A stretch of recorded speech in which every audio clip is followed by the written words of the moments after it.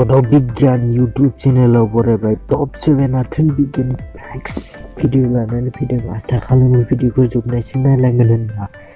भिडिअखौ जागायनायनि सिगां चेनेलाव गोदानै फैदोंब्ला चेनेलखौ साबस्क्राइब खालाम आरो खाथियाव थानाय बेल आइकनखौ अलाव थुना लाबानो जाबाय। जेब्लायबो बेफोरबायदि भिडिअनि आपडेटखौ मोनबाय थानो थाखाय।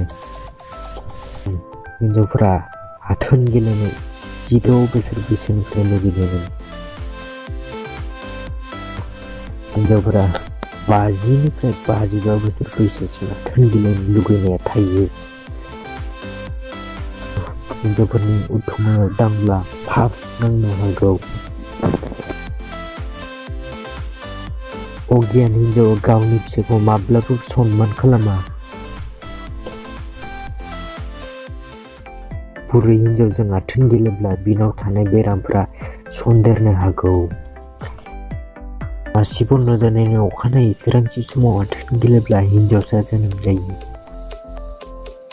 हौवासा गथ' जोनोम होनो थाखाय फारनैबो आथिंखौ दैखांना आथोन गेलेनो नांगौ। थेंक इउ स' माच भिडिअखौ जोबनायसिम नायनायनि थाखाय। गाबोनबो बेबायदि भिडिअ लानानै फैबावगोन। दिनैनि थाखाय एसेनोसै। बाय बाय।